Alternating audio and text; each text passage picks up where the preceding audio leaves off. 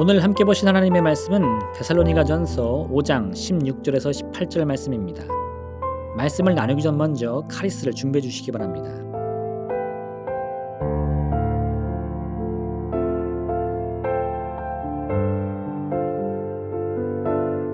항상 기뻐하라. 쉬지 말고 기도하라. 범사에 감사하라. 이것이 그리스도 예수 안에서 너희를 향하신 하나님의 뜻이니라. 아멘.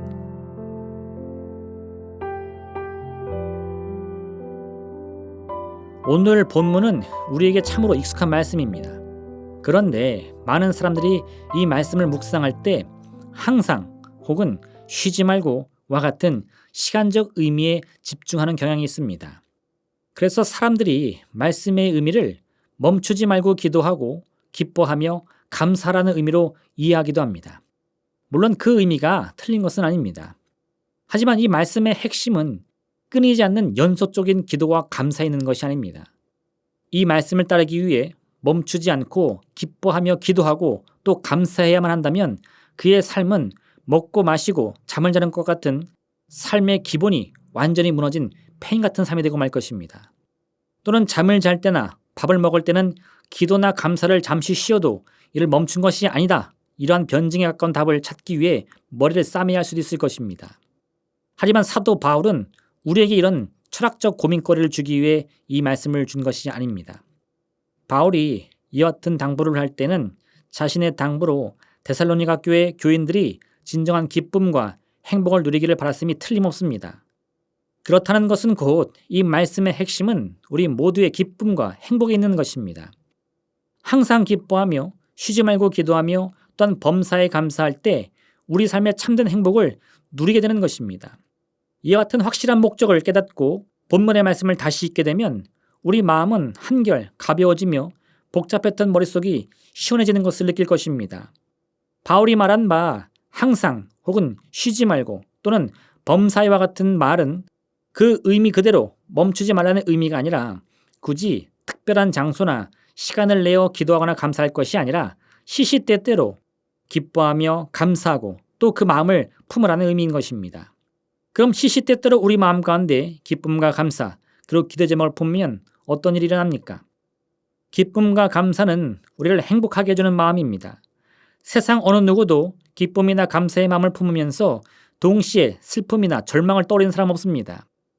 야고보서 3장 9절에서 12절은 이렇게 말씀하는데 이것으로 우리가 우리 주 아버지를 찬송하고 또 이것으로 하나님의 형상대로 지음을 받은 사람들을 저주하나니 한 입에서 찬송과 저주가 나오는도다.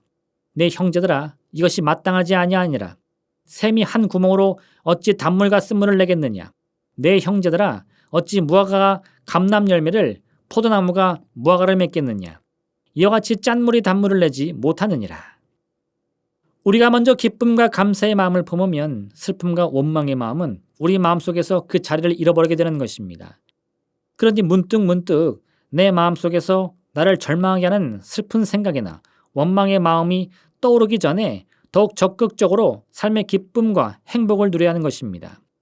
즉, 시시때때로 우리는 인생의 기쁨과 행복의 순간을 마음에 품고 그와 같은 일들이 계속해서 우리의 삶에 일어나기를 기대해야 하는 것입니다. 어제의 행복이 오늘의 기쁨이 되고 오늘의 기쁨이 내일의 감사가 될 수 있도록 말입니다. 이처럼 사도 바울은 우리가 일상의 삶에 살아가는 동안에 내 마음의 긍정적인 생각을 간절히 붙들기를 바라는 것입니다. 비록 때로는 우리를 슬프게 하고 낙심케 하는 일들이 벌어진다고 하더라도 그러한 일들에 집중하여 그 감정들을 마음에 담을 것이 아니라 더욱 적극적인 자세로 지난날의 기쁨과 행복의 순간들로 마음의 슬픔을 덮어야 하는 것입니다.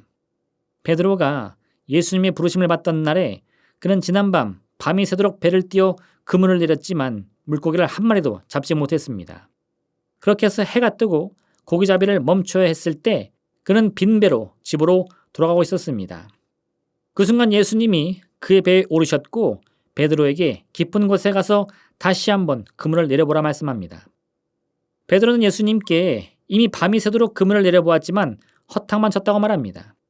하지만 그것으로 포기하지 않고 그런 힘들고 어려운 상황임에도 불구하고 예수님께서 말씀을 주셨으니 한 번만 더 힘을 내어 깊은 곳에 그물을 내려보겠다 대답합니다. 그리고 베드로는 그 순간 그물이 찢어질 정도로 많은 물고기가 잡히는 기적을 체험한 것입니다. 베드로는 지난밤 절망과 낙심으로 가득한 경험을 해야 했습니다. 하지만 그런 문제 때문에 모든 것을 포기한 것은 아니었습니다. 예수님이 주신 말씀은 상식적인 선에서는 이해하기 어려운 것이었습니다. 해가 밝게 뜬 이 시간에는 물고기들이 호수 깊숙한 곳으로 몸을 숨기기 때문에 아무리 그물을 내려도 고기를 잡을 수 없었기 때문입니다. 하지만 베드로는 이런 상식에 자신의 운명을 맡기기보다는 예수님의 말씀에 그 운명을 걸기로 작정합니다. 눈앞에 닥친 문제로 계속해서 낙심하여 포기하기보다는 한 번만 더 도전하기로 마음을 먹은 것입니다. 어차피 허탕이라고 해도 더 이상 손해볼 곳이 없었습니다. 예수님의 말씀의 능력이 자신에게 임한다면 기대하지 못할 놀라운 기적을 체험할 수 있는 기회가 될 것이라 여겼기 때문입니다. 이런 긍정의 마음을 품으니 믿자야 본전이라는 생각에 더 이상 고민할 것이 없었던 것입니다. 긍정의 마음을 가진 사람은 어떤 경우에도 쉽게 포기하거나 낙심하지 않습니다. 긍정의 마음 그 자체가 우리를 넘어뜨리는 모든 부정적인 마음과 생각을 쫓아버리기 때문입니다. 하나님께서 우리에게 말씀에 대한 절대적인 순종을 요구하시는 목적은 오직 우리의 행복한 삶 때문입니다. 그러니 우리는 아무 근심할 것이 없이 우리를 향한 주님의 뜻을 믿음으로 순종하면 되는 것입니다. 항상 기뻐하며 쉬지 말고 기도하고 범사에 감사라는 말씀조차 바로 우리의 행복을 위한 말씀인 것을 꼭 기억하시길 바랍니다. 오늘 하나님이 주시는 이 기쁨과 행복을 넘치도록 누리는 복된 시간 보내시기를 바랍니다. 기도하겠습니다. 사랑의 하나님 아버지, 참으로 우리의 마음의 생각을 주님을 향한 소망과 긍정의 마음으로 가득 채우게 하여 주시옵소서. 우리 눈에 보이는 많은 문제 앞에서도 결코 함몰되지 않으며 낙심하지 않으며 포기하지 않으며 아버지께서 이루실 놀라운 기적을 온전히 바라보고 더 나은 내일을 함께 마음으로 그리고 꿈꾸며 우리 입으로 선포하게 도와주시옵소서. 그것이 곧 믿음의 씨앗이 되어 우리의 운명을 바꾸는 놀라운 주님의 기적이 역사가 일어날 줄로 믿습니다.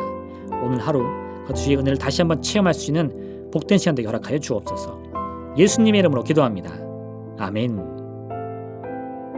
하늘에 계신 우리 아버지, 아버지의 이름을 거룩하게 하시며 아버지의 나라가 오게 하시며 아버지의 뜻이 하늘에서와 같이 땅에서도 이루어지게 하소서.